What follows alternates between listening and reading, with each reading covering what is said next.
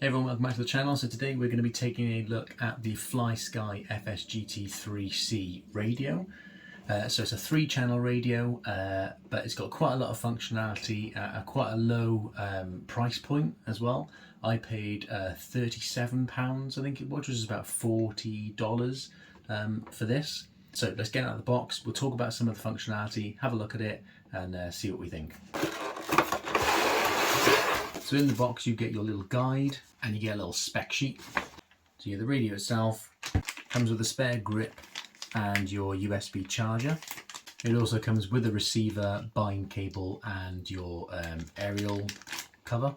So I went for this kind of goldy orange colour, only because I have another one already in black, so I thought it'd be easy to tell the difference between the two.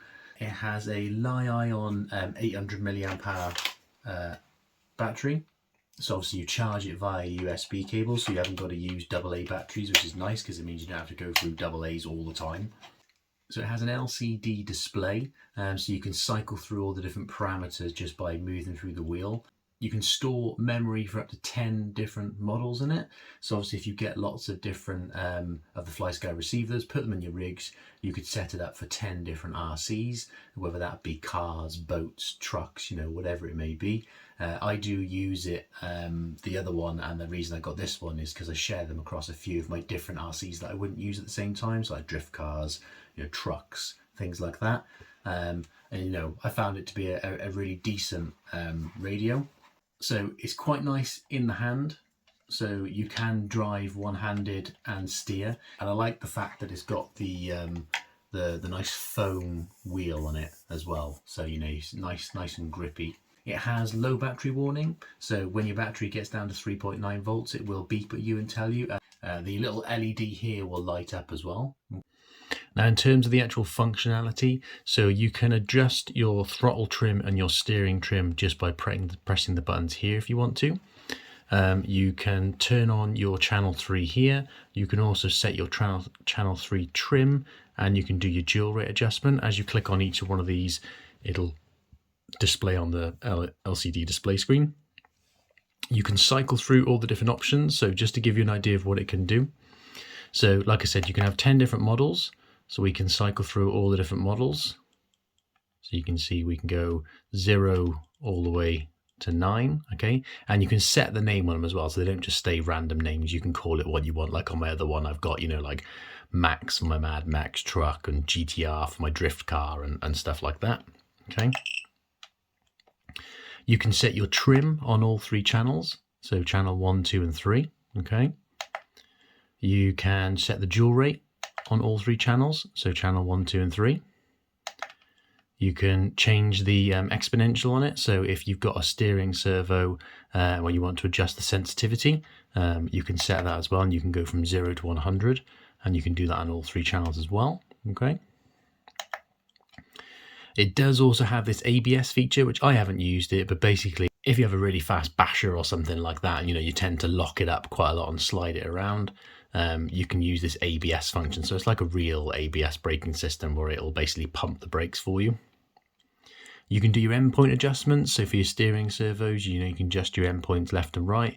And you can also reverse the servos as well. So whether that be a motor or a steering servo, you can do that on channels 1, 2 and 3. So obviously if you've got a brushed motor or even a brushless setup, you know, you can use this to reverse it instead of, you know, changing the cables over. So it's dead easy to bind as well. We've just got a Hobbywing 1080 plugged into our battery, got our steering servo plugged in. We've got our bind plug that comes with the receiver into channel 3, okay? And then basically with that flashing away, what you're going to do is on your radio, you're going to hold down this bind button here, okay? And then you're going to turn it on. And then you see the light go solid on the receiver. So you know it's then binded to your radio, bound to your radio, okay? And then if we just turn it off, unplug our bind plug,